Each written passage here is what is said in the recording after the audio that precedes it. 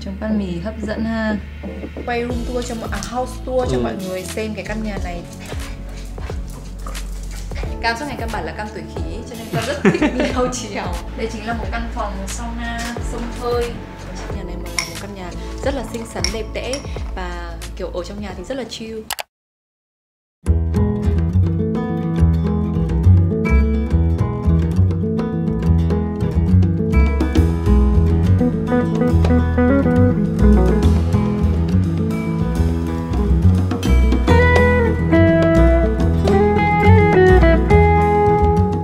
Bây giờ thì bọn mình sẽ đi công việc một chút.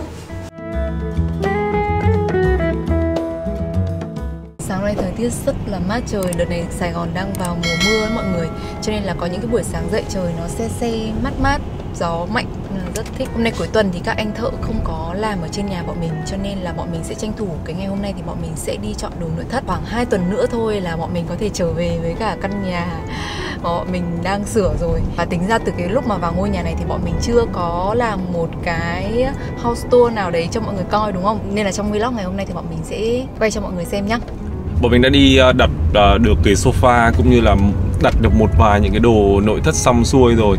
Cá nhân chồng thì chồng vẫn thích là cái ghế nó màu be hơn, mẹ thì thích ghế nó màu xanh à hay là nó không hẳn là màu xanh đâu, nó sẽ thiên về kiểu màu tạt một chút xíu ấy, tại vì là mình thấy là cái màu be bây giờ thì nó sẽ rất là phổ thông ấy, mọi người làm rất là nhiều. Nhưng mà nếu mà làm cái màu be thì mình sẽ phải có một cái thảm. Tại vì nói chung là trong cái bố cục màu của mình thì mình cần nó phải có một chút màu xanh rêu vào. Đấy, còn nếu như mà làm màu be thì sẽ phải có một cái thảm nó màu xanh rêu. Mà đi tìm một cái thảm xanh rêu thì rất là khó. Mọi người biết là cái ghế sofa nó là một cái trung tâm của cái phòng khách ngôi nhà. Vào một cái là mình sẽ đập mắt ngay nhìn thấy nó, là mình đang suy nghĩ rất là nhiều. Đố mọi người biết là bọn mình đã quyết màu gì. cái này thì bọn mình sẽ chia sẻ với mọi người khi mà đến vlog house tour nha.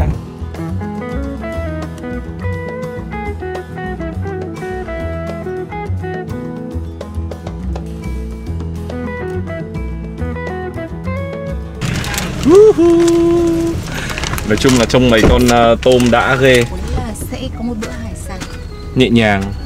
không nhẹ nhàng lắm. Cho mọi người coi, hôm nay bọn mình có 3 loại tôm. Đầu tiên là tôm hùm Tây Úc. Con này thì khoảng tầm nửa cân. Bên này thì bọn mình có bề bề. Mọi người nhìn con bề bề đã không? Mấy con tôm sú. Mọi người biết tại sao hôm nay bọn mình lại làm món này không? Tại vì là bọn mình đang rất là thèm cái món mì tôm yum ở bên Thái mọi người. Đây, mình sẽ post cái ảnh để cho mọi người thấy. Cái món mì này thì bọn mình đã ăn khi mà trong cái chuyến bọn mình đi Thái. Hầu như là lần nào đi Thái bọn mình cũng ăn luôn. Mà nó có rất là nhiều những cái loại hải sản ở trong đó. Và nó có vị chua chua, cay cay, rất là ngon. Đấy, cho nên là hôm nay mình sẽ sử dụng 3 cái loại tôm này để mà nấu thành một cái bát mì gần gần giống như vậy. Mình sẽ bắc lên đây là một nồi nước. Mình sẽ đun sôi cái nồi nước này lên. Sau đó thì mình sẽ cho vào đây một xíu muối. Khi nước đã sôi rồi mình sẽ cho bề bề vào luộc khoảng tầm 5 phút.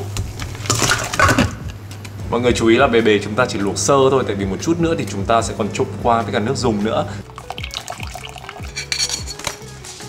Bề bề sau khi mà các bạn đã luộc sơ ấy, thì bây giờ chúng ta sẽ tiến hành bóc vỏ. Đầu tiên các bạn dùng kéo này, các bạn cắt bỏ cái phần đầu đi.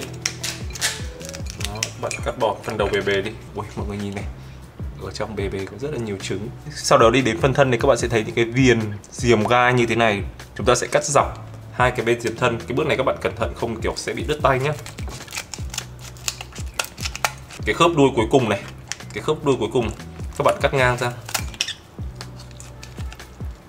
cắt đứt luôn. Các bạn sẽ tách dần dần cái phần thân của con bề bề ra khỏi cái vỏ sống lưng nhá.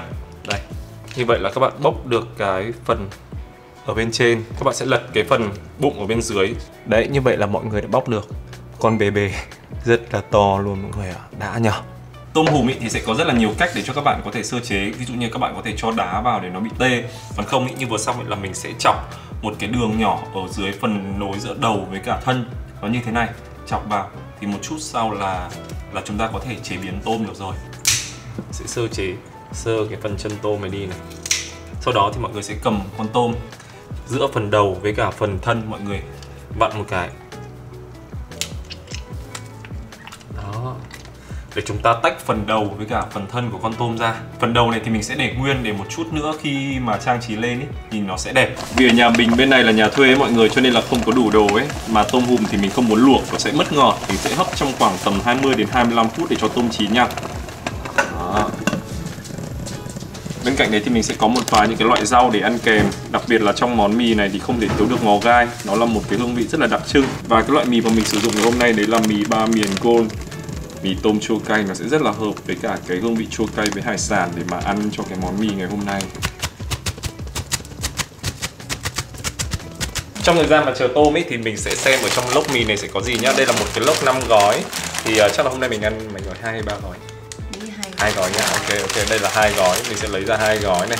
Đây mọi người, đó, đây là mì ba miền Gold, mì tôm chua cay đặc biệt. Ở trong này thì có tới 4 gói gia vị ở bên trong cơ mọi người ạ. Đây này, đầu tiên này, đấy là nước cốt 2x gấp đôi tôm thịt. Đó, cho nên là mình sẽ không cần phải ninh nấu gì trước, tại vì nó cũng sẽ rất là đậm đà. Đây là 2x nhân đôi đậm đà, đây là gói bột súp. Và bên cạnh cái gói bột súp với mọi người có một cái gói ớt riêng. Đó, dành cho những ai mà ví dụ như là nấu cho bạn cam hay là giống như cho các em bé mà không ăn được cay ấy, thì sẽ không bỏ cái gói cay này vào. Còn như vợ chồng mình hôm nay bọn mình sẽ bỏ cái gói cay này vào. Nói mà tới nước hết rất nhiều. Đấy, và cuối cùng đây là một gói rau tươi sấy sẽ tạo một cái vị giòn, cái độ giòn ở trong cái bát mì của chúng ta. Đây, nồi hấp tự chế, tôm hùm đỏ au luôn. Chín rồi đó mọi người. Trời ơi, nhìn cái màu này. Cái thân thì mình đã rạch ra trước như thế này để tỉa chúng ta ăn sẽ dễ dàng hơn. Còn cái đầu thì mình để nguyên để trang trí cho đây.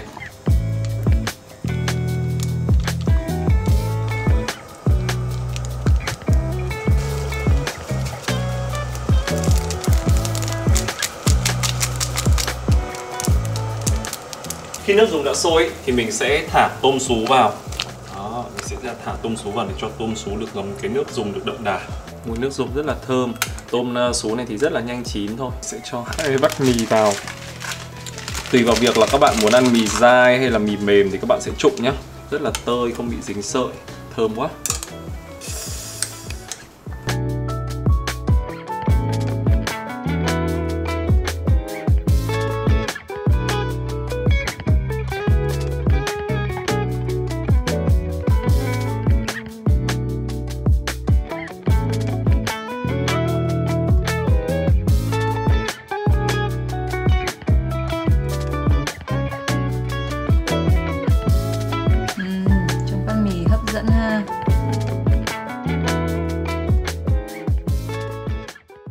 Xin mời mọi người. Quá. Mình sẽ húp trước một miếng nước.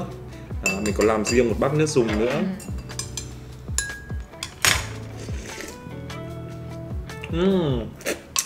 Xin mời. Mẹ húp thử trước. Đậm đà, ngon nhỉ? Rất ngon luôn mọi người ạ. Chua chua cay cay.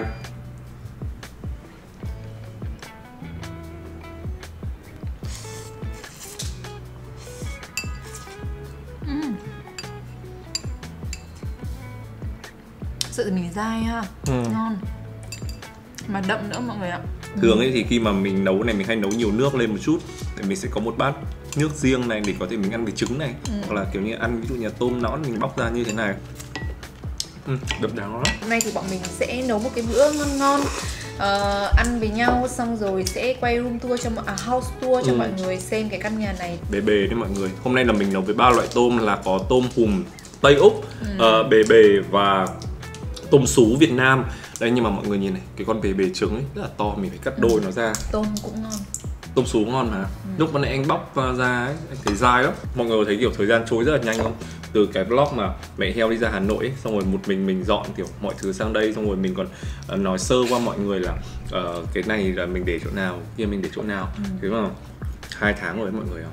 Thực ra là 2 tháng là cái thời điểm mà bọn mình bắt đầu ổn định trong căn nhà này rồi, thì cũng là đến lúc mà bọn mình chuẩn bị phải dọn ra.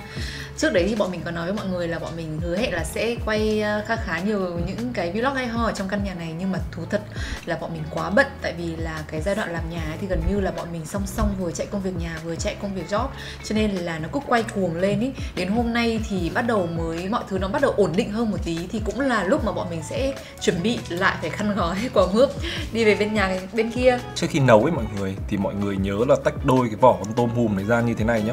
Đến lúc khi mọi người ăn ý, mọi người sẽ nhàn hơn rất là nhiều. Mình tách cả phần vỏ trên với cả phần bụng dưới luôn.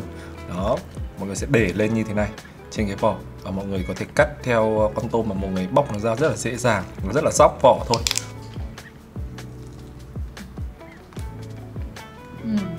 Ngon nhỉ? Chắc là bây giờ bọn mình sẽ off máy để bọn mình ăn hết bữa ăn này. Một chút nữa gặp lại mọi người và chúng ta sẽ đi house tour căn nhà này nhá. Cuối cùng mình vừa rửa bát xong. Công nhận. Mình đã ăn trưa xong rồi, hôm nay là một ngày được đầu bếp chiêu đãi, từ thưởng thức bữa ăn cho đến dọn dẹp nhà cửa. Cảm ơn chef nhé. Mình không nhớ là ở vlog trước là mình đã nói với mọi người lý do tại sao mà mình lại thuê căn nhà này chưa. Sau đấy thì mọi người cũng có thắc mắc là tại sao bọn mình không mua luôn căn nhà này mà lại đi sửa nhà kia này. Vì căn nhà này nó rộng rãi này, hoặc là kiểu mọi người cũng bảo là cái căn nhà này trông nó rất là đẹp. Thì thực ra là nó đẹp thật.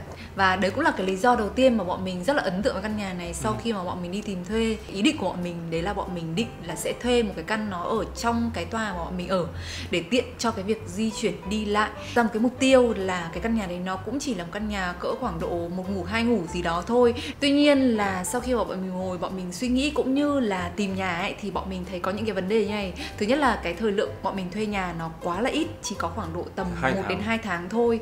Mà chủ nhà thì thường là họ sẽ cho thuê dài hạn, ít nhất là cũng phải 6 tháng 1 năm, chứ không thể nào mà cho thuê 1-2 tháng được. Và một cái nữa đấy là bọn mình thấy rằng là bọn mình vẫn cần phải có một cái không gian nó sạch sẽ, đẹp đẽ, sáng sủa để bọn mình phục vụ cho cái công việc quay chụp trong cái thời gian đó. Thế là bọn mình quyết định là bọn mình sẽ đi tìm một cái căn nhà mà nó phải có yếu tố sạch sẽ, đẹp đẽ để cho mình có thể quay chụp được luôn. Với tất cả những cái tiêu chí đó thì cuối cùng bọn mình tìm được căn nhà này. Và cái hôm mà cái bạn môi giới bạn ấy dẫn lên căn nhà này ấy, thì bọn mình chốt luôn, không suy nghĩ. Nói chung là xem, tại vì trước đấy bọn mình cũng đã xem rất nhiều nhà khác rồi, bọn mình tìm cũng rất là mất công rồi. Kiểu cho nên là sau khi mà lên căn nhà này thì thấy hợp lý quá, thì bọn mình chốt luôn để cho xong một việc ấy. Cũng rất là ok, là chị Vân là chị chủ nhà thì cũng ok cho bọn mình thuê với cái thời gian là 2 tháng. Sau đó thì bọn mình phát sinh thêm 1 tuần, thì mình có xin thêm chị Vân 1 tuần, thì chị Vân cũng rất tạo điều kiện là ok, bọn em cứ ở thoải mái. Và trong 2 tháng hơn đấy bọn mình ở thì bọn mình cũng, tất nhiên là mình cũng sẽ phải hỗ trợ chủ nhà trong cái việc là sẽ có khách thuê mới mọi người lên để mà xem nhà nữa thứ.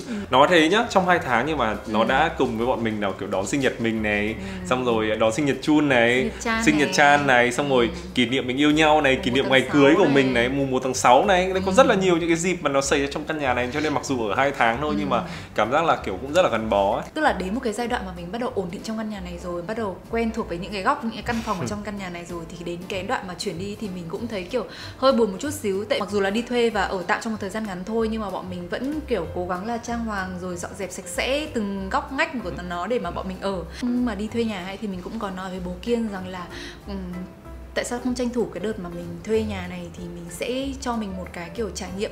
Tại vì thực ra là mình sẽ không có định là ở chung cư trong một thời gian dài tới, để mà mình sẽ trải nghiệm những cái căn hộ mà nó có diện tích 2 mặt sàn. Nên mình nghĩ rằng là đây sẽ là một cái cơ hội để cho bọn mình có thể là được trải nghiệm một cái không gian khác với bọn mình đó. Thế là bọn mình quyết định là bọn mình đã thuê căn nhà này. Đầu tiên đấy là Chan Chan đang đến giờ ngủ trưa nhưng bị làm phiền, đang buồn ngủ mất kìa. Buồn ngủ, cho con đi ngủ đi.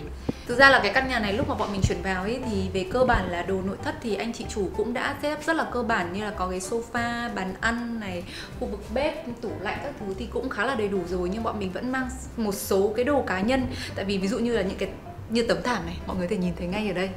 Đấy, tấm thảm này.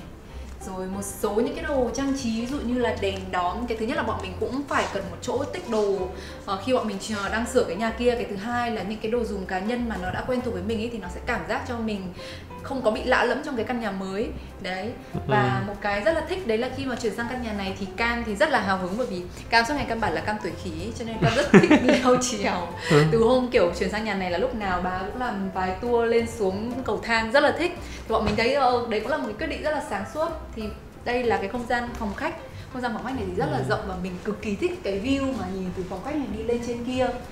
Nó có một cái trần cao ấy mọi người. Nó có cái trần cao cho nên là cảm giác trong nhà rất là thoáng và nhiều ánh sáng. Đây để em ngồi em làm mẫu cho anh quay nhá. Rồi đấy. Cái này thì hơi ngược sáng một chút. Đấy, nhưng mà mọi người sẽ nhìn thấy là đây là cái khu vực phòng khách. Khu vực phòng khách ấy thì cái có tivi là của chủ nhà, cộng với cả cái hệ tủ ở bên dưới kiểu sofa nhé các thứ. Đó, bọn mình chỉ mang một vài những cái đồ cá nhân như mẹ Loan vừa nói sang thôi. Thú thực với mọi người ấy là khi mà vào nhà thì có cái bức tranh hoa sen này kìa, thì rõ ràng với độ tuổi của bọn mình thì cảm giác nó hơi già. Nhưng mà mọi người hiểu không, là bọn mình có một cái đầu tượng Phật này theo với bọn mình từ khi bọn mình ở Hà Nội rồi. Cho nên là khi mà để vào trong này thì cái không gian này nó trở nên rất là yên bình luôn và rất là hợp ấy. Đây, để mình quay như thế này, đúng cái chiều sáng cho mọi người nhìn thấy. Đó, mọi người nhìn thấy dễ chịu không? Dễ chịu cực kỳ, cái này buổi tối dễ chịu lắm. Thì đây là cái khu vực thờ của chủ nhà. Nhưng mà chị cũng hiện tại là cũng chuyển đi rồi, cho nên là cũng để cái khu vực như thế này. Cái cây mon này cũng là cái cây mà bọn mình mang từ ở bên kia sang. Cái không gian sống mà nó có thêm một cái cây xanh, nó cảm giác cũng rất là dễ chịu mọi người. Trong bếp, kia là trong bếp. Cái này thì sẽ thông với bếp luôn. Nó là bếp mở, cũng đúng như cái sở thích của bọn mình. Mà cũng như cái việc mà mình hướng tới là mình sẽ quay chụp nấu ăn các thứ ấy. Đó. Ở trong cái căn bếp này thì mình thấy rằng là nói chung về cơ bản thì cũng đầy đủ tiện nghi, cũng có lò nướng này, bọn mình có mang lò vi sóng sang này. Và khi mà chuyển sang cái căn nhà này thì có một cái mà mình sẽ làm cho nhà mình hiện tại, đấy là mình sẽ chuyển sang cái bếp dạng bếp từ này mọi người ạ. Ở bên kia thì của bọn mình là bếp hồng ngoại. Nhưng mà mọi người phát hiện ra là cái bếp hồng ngoại đấy, khi mà mình đun nấu thức ăn, nó bị trào thức ăn ra thì nó sẽ rất là hay bị bẩn cái bề mặt bếp này. Mình có lau dọn vệ sinh thường xuyên thì cũng không thể nào mà sạch sẽ được. Nhưng mà khi mà bọn mình dùng cái bếp từ này thì bọn mình thấy có những cái ưu điểm. Thứ nhất đấy là nó sẽ rất là sạch sẽ để vệ sinh, đồ ăn có trào ra thì cũng không bị tạo những cái cặn bẩn ở trên này. Và cái thứ hai là tốc độ đun nấu của nó siêu nhanh. Kiểu mình vừa mới đun nấu nước sôi một cái thôi thì chỉ ngoảnh đi ngoảnh lại cái thôi là đã sôi sùng sục lên rồi. Cho nên là mình cũng sẽ chuyển sang cho nhà mình ở bên kia thành cái bếp từ như thế này. Cái này mình cũng sẽ làm cho nhà của mình ở bên kia, đấy là nó có cái dim như thế này. Để khi mà những cái căn nhà mà nó có cái đảo bếp, nó đối diện với cả cái khu phòng khách ấy, thì khi mà mình tối mình muốn ngồi ở phòng khách, mình nhìn ra phòng ăn mà mình muốn cái ánh sáng nó hắt hiu nhẹ nhàng ấy, thì mình có thể dim được cái đèn led. Cái này là dim cảm ứng. Đấy. Cái này nó sẽ dim cảm ứng. Thì khi mà sang căn nhà thuê này bọn mình thấy có cái này, cho nên bọn mình cũng học hỏi để lắp cho căn nhà mình. Ở bên này thì không có máy rửa bát ấy, cho nên là đấy, như vừa xong khi ăn trưa xong là bọn mình sẽ phải rửa bát và mình úp bát ở đây. Trên này là hệ tủ bát, nhưng mà có những cái nó khá là riêng tư của chủ nhà, cho nên bọn mình cũng sẽ không show ra hết nha. Ok, nồi cơm rồi hay là máy lọc nước này thì bọn mình cũng sẽ mang sang để bọn mình sinh hoạt và sử dụng. Đằng sau này thì nó là khu giặt. Nó là khu giặt nhỏ nhỏ xinh xinh. Đó, thì có máy giặt đằng sau này. Bên này thì là mình để một cái nồi chiên không dầu. Và dưới này thì nó sẽ có một cái toilet bên dưới. Toilet này thì nó là toilet khách ấy mọi người. Và thường là mình sẽ tắm và mình sử dụng toilet này là chính. Ở dưới chỗ khu vực tầng 1 này thì sẽ có một phòng ngủ. Lúc đầu thì bọn mình tính là bọn mình sẽ sinh hoạt chủ yếu ở dưới cái mặt bằng này thôi để cho mọi thứ nó được tiện ấy. Thế nhưng mà đây, tôi cho mọi người vào đây xem nha. Tranh này cũng là tranh bọn mình mang sang này. Trời ơi, có ai ở có 2 tháng mà kiểu bê hẳn cả những cái này sang không? Mình cũng phải chuyển đồ bớt sang ấy, cho nên là mình cũng trang trí luôn. Dưới này thì cũng có một cái giường với cả một cái hệ tủ quần áo sẵn của chủ nhà. Thì mọi người thấy đấy là bọn mình đang tận dụng cái phòng này để làm kho. Tại vì là bọn mình sẽ ví dụ như có đồ chơi của Cam này, hay là những cái đồ ví dụ như là ở trong tủ này thì bọn mình đang chất những cái đồ mà bọn mình có chuyển sang bên kia. Lúc đầu là bọn mình định ngủ ở căn phòng này để cho tiện sinh hoạt, bếp ở ngay ngoài phòng khách, ngay ngoài, tối đi ngủ thì có thể kiểu xem phim xong cái là vào ngủ luôn. Nhưng mà mình còn nói với bố kia là tại vì mình đã mất công mình thuê một cái căn duplex 2 tầng rồi, cho nên là mình hãy trải nghiệm cái việc mà chạy lên chạy xuống xem là nó có gì bất tiện hay thuận tiện không, để sau này thì mình sẽ còn có kinh nghiệm. Cho nên là căn phòng này thì bọn mình sẽ chỉ sử dụng như là một căn phòng kho thôi, là đồ là điếc và cất trữ đồ đạc. Chào anh Chun. Nhưng mà cái phòng này nhá, nó cũng có một cái view rất là đẹp. Đấy là nhìn sang được cái khu nội khu của một cái tòa chung cư bên kia. Đấy, buổi chiều xuống ngắm mọi người đi bơi, đi tập, nói chung cũng rất là chill. Đẹp lắm, nói chung là view rất là xanh. Ở bên dưới này có một cái đường. Ở dưới tầng 1 này mọi người thì sẽ có một cái kho xinh thôi nhá, rất là nhỏ thôi nhưng mà thực sự có võ luôn đấy, để được nhiều đồ. Nếu mình không nhầm thì ngày xưa layout của cái cầu thang này thì nó sẽ không có cái kho này, nhưng mà anh chị ý đã tận dụng cái gầm cầu thang này, anh chị ý làm thành một cái kho. Thế là tất nhiên là bọn mình đang ở tạm cho nên là cái số lượng đồ nó không quá nhiều, nhưng mà đấy, nó cũng là đèn cảm ứng vào thì nó sẽ mở những cái tủ như này ra. Đó, mình đang cất tạm những cái đồ, mọi thứ trong này như quạt rồi máy hút bụi nọ kia. Thì hôm tới mang lại về nhà của bọn mình. Kho này trông rất là hợp lý nhá. Có cái giá để giày. Đây, có cái giá để giày. xoay này mọi người. Mọi người thấy không? Mình thấy cái giá này khá là tiện nha, mặc dù là nó trông thì ít thôi thì nhưng mà tại vì nó xoay được hai mặt ấy. Cái giá này thì mình thấy bạn nào mà làm nhà thì mọi người có thể tham khảo cái giá này. Mình thấy cái giá này nó rất là tiện, nó có thể sử dụng được diện tích của hai mặt luôn và quay qua quay lại như này để tìm giày dép cũng rất là dễ. Đó, và nó cũng tiết kiệm được diện tích cho mình nữa. Bọn mình thì không có làm được ở bên kia tại vì là cái này thì nó sẽ phải cần chiều sâu hơn. Giờ bây giờ mình sẽ đi lên tầng 2 để cho mọi người nhìn thấy xuống cái không gian ở bên dưới nó sẽ như thế nào nha. Cái không gian ở tầng 2 là khi mà nhìn xuống nó sẽ như thế này. Tại vì chị chủ nhà chị có làm cái phòng này nó thông xuống dưới luôn. Phòng này thì bọn mình đang là phòng ngủ thì bọn mình sẽ nói ha. Đây, còn đây là cái hành lang của cái tầng 2. Nhìn xuống dưới phòng khách của tầng 1. Rất là ngược đời một cái đấy là ở hai cái phòng ngủ chính ở đây có hai cái giường sẵn thì bọn mình không ngủ. Và bọn mình quyết định là bọn mình kê cái giường này sang đây. Tại vì là có những cái lý do như này, tức là cái hướng ngủ này thì nó sẽ thuận tiện cho bọn mình nhất. Bọn mình sẽ ngủ được ngon giấc hơn. Và cái nữa đấy là ở trong cái phòng này ấy, thì kiểu mình muốn là buổi sáng ấy, khi mà mình dậy các thứ thì mình có thể make up ở đây luôn. Đó, mình muốn làm cái chỗ này thành cái chỗ khu vực để mà mình trang điểm các thứ.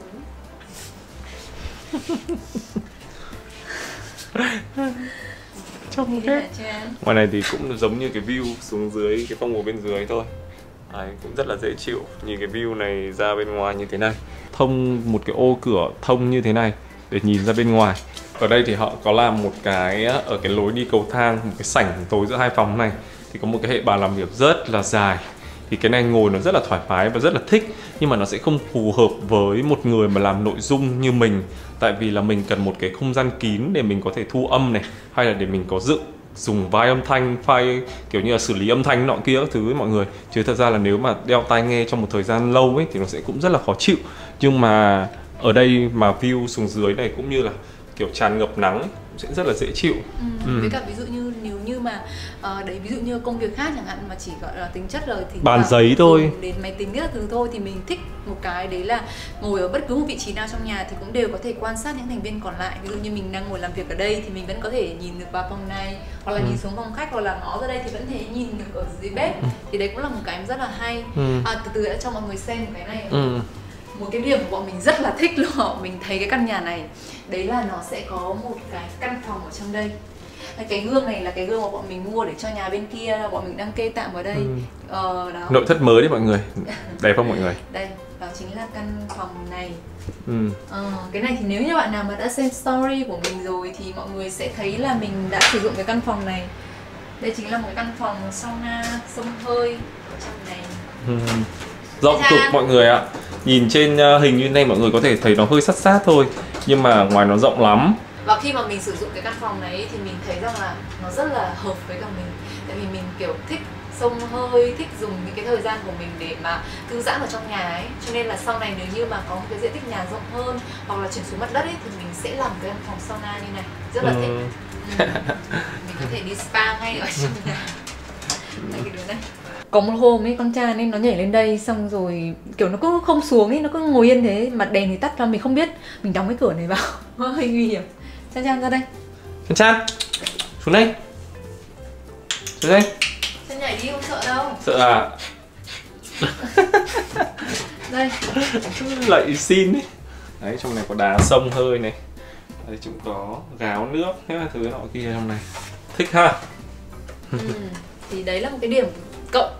Thực ra là sẽ có nhiều gia đình mà chỉ sinh hoạt đơn giản thôi thì mọi người sẽ thấy rất là phí cái phòng này, bởi vì là nếu như cái phòng này trở thành cái phòng toilet ý, thì nó sẽ công năng nó sẽ sử dụng được tiện ích nhiều hơn.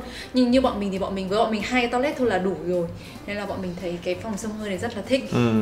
Khi mà mình thuê cái nhà này thì chị Vân chị sửa lại thì mình cảm giác là số lượng thành viên trong gia đình nó cũng không nhiều.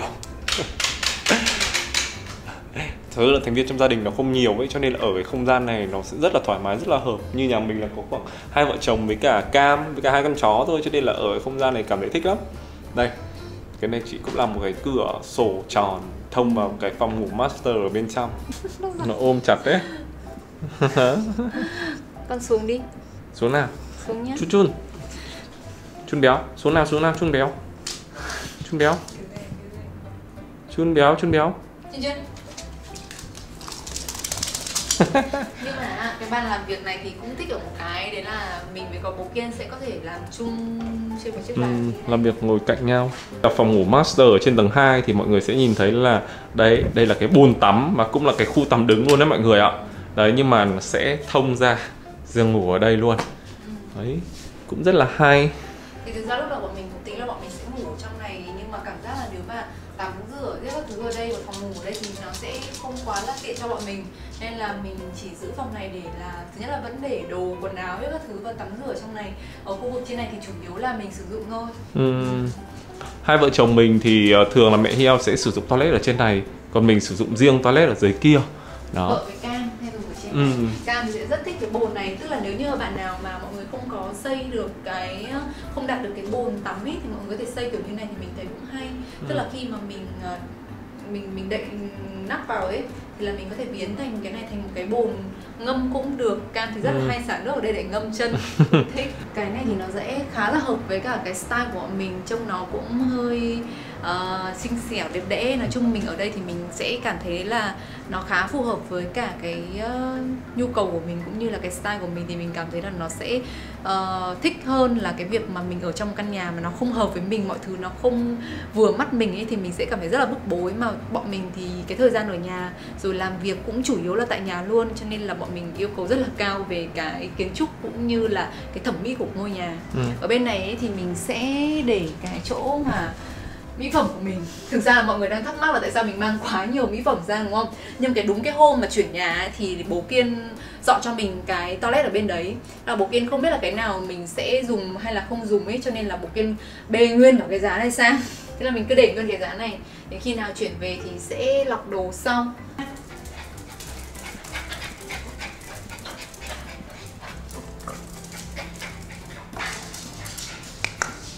Ở dưới cái khu vực cầu thang ấy thì sẽ có một cái hốc như này. Thì cái hốc này thì mình tận dụng lúc đầu ấy thì cái giá để giày dép này nó ở đây. Tuy nhiên thì mình thấy là khi mà vào nhà một cái hoặc là khi mà mình ngồi ở phòng khách ấy, nó đập vào cái giá giày dép, cho nên là mình đã chuyển nó sang đây để những cái đôi giày mà mình hay đi ở đây. Và bình thường ấy thì sẽ có một cái sofa cho Chun Chan ở trong này, và Chun Chan thì rất là thích cái hầm cầu thang này. Nói chung đây như là một căn phòng riêng của Chun Chan á. Thích lắm. Nhưng mà hôm nay thì đang giặt cái sofa đấy để ở ngoài kia. Và ở bên này thì bọn mình có để tuyết với cả là để cái máy hút lọc không khí ở bên này. Nói chung là căn nhà ở bên này thì được một cái là nó rất là nhiều những cái mảng trắng và nhiều ánh sáng, rất là phù hợp với những ai mà hay phải quay chụp tại nhà như bọn mình. Nói chung là căn hộ này thì mình cảm giác nó giống như một căn studio luôn ấy. Nhưng mà khi mà bọn mình làm nhà ấy thì bọn mình thấy rằng là nếu mà ở trong thời gian dài thì nhà màu trắng mà chắc chắn là mình sẽ phải giữ gìn cẩn thận. Huống chi là nhà mình vừa có trẻ con lại còn vừa có cả chú vừa có cả chó.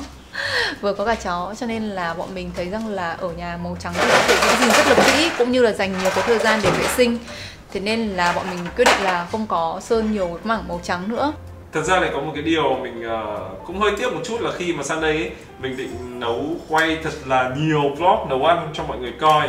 Nhưng mà đúng vào cái thời gian đấy là mình cũng phải check care cái nhà bên kia, xong rồi kiểu nhà giám sát cái nhà bên kia nó cũng hơi căng ấy, cho nên là không quay được nhiều. Đó, cũng tiếc tại vì cũng có lò nướng ấy, chưa làm được bữa bánh nào với cả cái lò nướng này. Hồi trước ấy, thì ở bên cái nhà bên kia bọn mình cũng có một cái khu vực đào bếp như này. Tức là mình cũng có ghế để mà mình sẽ có thể ngồi ở đây, thì đây sẽ là một cái gần như là một cái bàn ăn phụ. Khi nào mà chỉ có hai vợ chồng mình ăn hoặc là kiểu ăn sáng nhanh thì bọn mình sẽ hay ngồi cái bàn này hơn là ngồi cái bàn to kia. Thì thực ra là ngày xưa ấy, cái bàn cái đảo bếp này ở bên kia ấy, thì bọn mình không có sử dụng nó trong cái mục đích là làm bàn ăn nhiều. Nhưng mà đến khi bọn mình ở cái nhà này thì bọn mình thấy là cũng hay, cảm giác là mình vừa nấu ở bên kia xong mình bưng đồ sang đây, xong rồi kiểu một người thì có thể vừa đang dọn dẹp bếp, một người ngồi đây kiểu vẫn ngồi để ngồi tán gẫu với nhau thì mình thấy nó cũng thú vị. Thế nên là sang bên kia ấy thì bọn mình cũng sẽ làm hai cái ghế êm. Chứ trước thì bọn mình làm hai cái ghế gỗ ngồi lâu rất đau mông mọi người ạ. Còn sang bên kia thì bọn mình sẽ làm hai cái ghế nó êm để ngồi ở trên phần đảo bếp như này. Thấy rất là thích. Đó, vừa rồi là bọn mình đã cho mọi người xem qua về căn nhà mà bọn mình thuê trong thời gian 2 tháng này. và hy vọng là có thể sớm để đưa mọi người về căn nhà cũ kia sau khi mà hoàn thiện xong. Và cũng đã có một cái video để kỷ niệm lại cái căn nhà này. Sau này mình xem lại thì mình cũng sẽ thấy khá là nhớ căn nhà này đấy. Và mình cũng không biết rằng là chủ nhân mới ở căn nhà này thì mọi người vào mọi người sẽ thấy sao, chứ bọn mình thấy là căn nhà này là một căn nhà rất là xinh xắn, đẹp đẽ và kiểu ở trong nhà thì rất là chill. Và bọn mình cũng khá là hài lòng với cái việc là mình đã quyết định để mà có thêm một cái trải nghiệm ở trong một cái diện tích 2 mặt sàn như thế này, và thấy được những cái ưu khuyết điểm để sau này mình có thể rút kinh nghiệm khi mà bọn mình có ý định làm nhà 2 tầng. Còn bây giờ ấy, khi mà bọn mình ở trong cái không gian một mặt sàn thì bọn mình cảm thấy là nó rất là ấm cúng. Các thành viên kiểu quây quần trong một mặt sàn thì mình thấy là nó vẫn phù hợp với cái nhu cầu của bọn mình hơn. Đó, và bọn mình vẫn đang rất là háo hức để quay trở về căn nhà cũ. Còn trong tương lai nếu mà khi mà bạn Cam lớn hơn, cần nhiều không gian riêng hơn, cũng như là bọn mình có tuổi hơn mà bọn mình không đi đây đi đó nhiều nữa, thì có thể là bọn mình sẽ làm một căn nhà khoảng tầm 2, 3, 4 tầng, xong rồi có vườn thế, xong rồi lúc đấy thì mình sẽ cập nhật với mọi người sau. Thì quay trở lại với cả căn nhà mà bọn mình đang sửa thì cho mọi người bật mí với mọi người một chút là bọn mình vừa mới hoàn thành cái vườn cực kỳ là thích ở ngoài ban công luôn, với 2 tường cây với tổng số cây là 180 chậu liền cơ. Đó, cho nên là mình sẽ để một cái ảnh nhỏ nhỏ ở đây để cho mọi người có thể hình dung ra. Và mình cũng chưa bật mí quá là kỹ, tại vì là sau này thì mình sẽ có một cái house tour hoàn thiện, nó rõ hình hơn. Thế nên là hẹn gặp mọi người trong một vlog. Mình cũng mong là nó sẽ nhanh chóng vào khoảng độ tầm cuối tháng 6 đầu tháng 7 để mà cho mọi người xem cái căn nhà của tụi mình nhá.